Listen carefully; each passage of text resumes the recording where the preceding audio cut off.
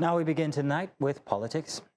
Political tension are rising ahead of the August 15 governorship election in Osun State, with the All Progressives Congress Campaign Council accusing Governor Ademola Adeleke of making inflammatory and seditious remarks against President Bola Tinubu. The accusations follow Adeleke's appeal to the president to ensure a peaceful and credible election, while warning against the repeat of the political violence witnessed in Southwest after the disputed 1983 governorship poll. The APC Campaign Council dismissed Adeleke's claim that the federal government was withholding local government allocations and also rejected allegations of intimidation, claiming several APC members have been killed since 2022. It further alleged that Adeleke would be required to account for the management of state funds after leaving office. Now, for this conversation, I'm now joined by a journalist and former Chief Press Secretary to Governor Adegboyega Oyetola. Thank you for joining us. Thank you very much, Mr. Omipidan, for joining us this evening. Thank you. The pleasure is mine. Good evening. Grand. Now, sir, first off, before we start with the allegations going left, right, and center, I wanted to ask you about the political atmosphere in Osun State. Do you think that Osun State is ready for the August 15 elections with the atmosphere currently on ground? Well, interestingly, I am speaking to you from Osogbo, the Osun State capital. And I can confirm to you that since noon when I came in, everywhere has been very, very calm. The atmosphere is peaceful. And I see people going about their businesses.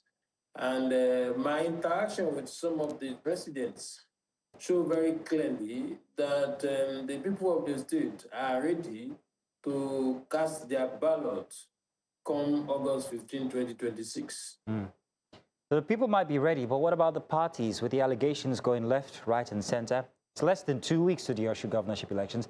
How concerned should Nigerians be about the growing exchange of accusations? APC on one side, then there's the Accord Party, and then the PDP, and all of this against Governor Ademola Adeleke.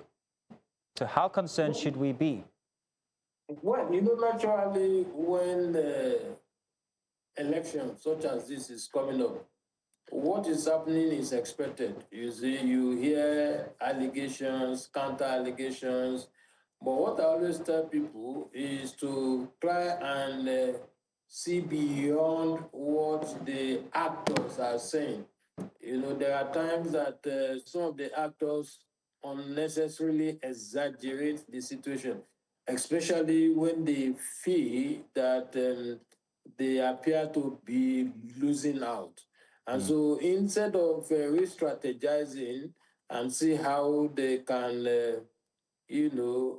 make up, they try to resort to sentiment and blackmail. So it's normal for people to want to attempt to issue unnecessary threats. But historically speaking, Osun has always been a very, very peaceful environment, and I believe very strongly that August 15 won't be different.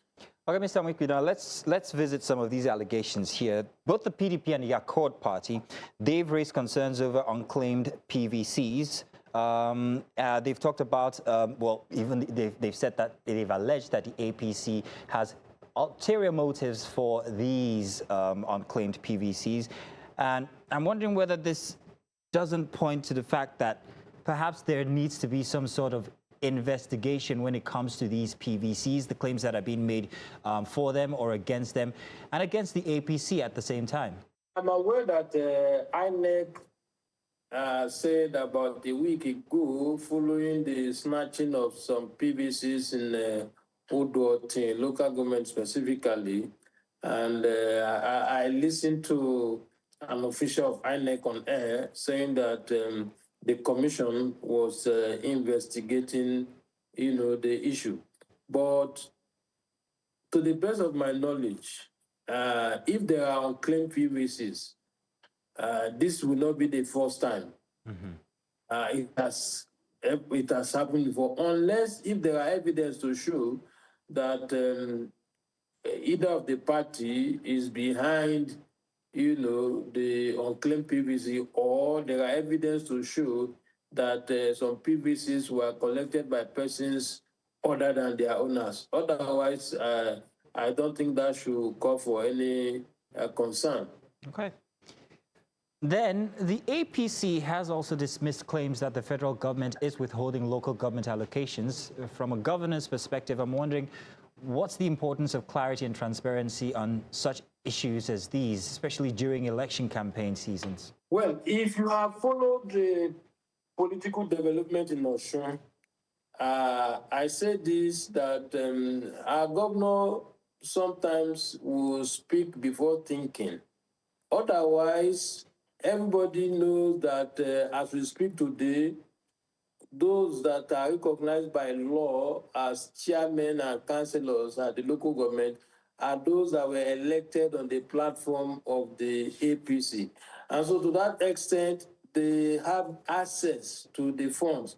And it is from these funds that they purchase security vehicles recently for security operatives in the state. They also procure motorcycles to help in securing the state and its border. So it is laughable for the governor to be saying that the president is withholding from. Which fund is the president withholding when those who are recognized by law as of today are the ones at the local government and they have access to this fund? So which fund exactly is the governor talking about?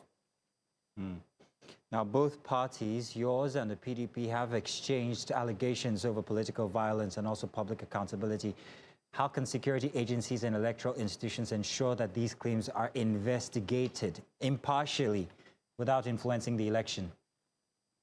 Well, the thing is, before you even investigate a claim, you must also look at the character and the personality of the person making the claim. The governor has a history of making wide allegations without necessarily having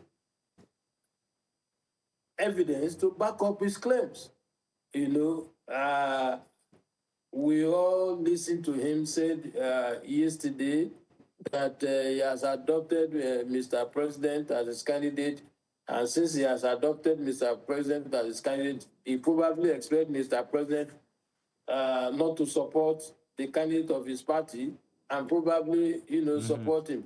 But you see, I tell people that if our governor has done very, very well, I'm sure majority of Osun citizens will have no issues with him going for a second term. But there is a consensus of opinion, especially among the elites, that our current governor is... Sir. So I've listened to you since the start of this conversation, and most of your comments have been against the government or the governor. And I'm wondering, for someone who's also been in governance yourself as the former CPS or governor of Osun State, I want to know about practical safeguards when it comes to election manipulation.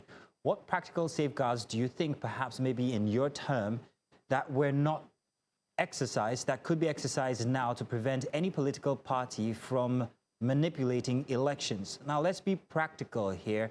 What safeguards exist as someone who's been in governance yourself?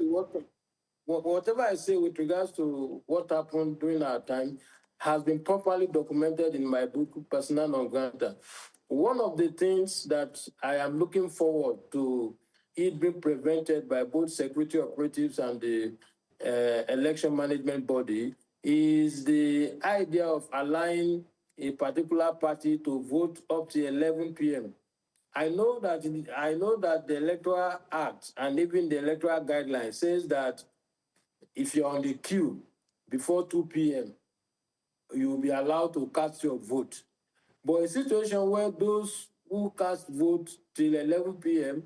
were not on queue as at 2 p.m., at least we have evidence to show that those who voted till 11 p.m. in Ede were not on queue as at 2 p.m. And that was where the manipulation occurred 4 years ago. And so I want to believe that the election management body will take precautions to ensure that such never happened. And the security operatives, some of whom...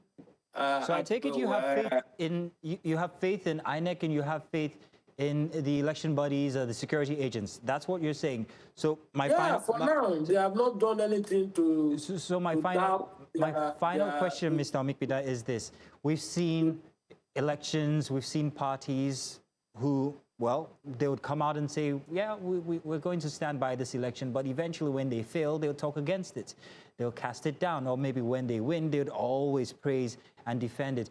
But I really want to know what people should take away from this conversation today regarding the APC's assurance of credible elections. Are you saying that if this election was to go through and it wasn't in the favor of the APC, that we wouldn't have this same rhetoric that we have from political parties from the past? Well, if you know the antecedents of the APC in Osun, especially the one I sat 4 years ago, we don't play to the gallery. And in the history of Osun, this will probably be the first time when a party will lose power and still remain very, very cohesive, still remain very, very strong in the build-up to the next election. In the past, when Baba Kande lost the election in his re-election in 2003, it took APC some years to come together again. When PDP also lost power in 2010, it took them some time to come together again, but APC lost power in 2022, and they have remained very, very cohesive to the extent that they were attracting members from the PDP to their fold. And you know, election is about numbers.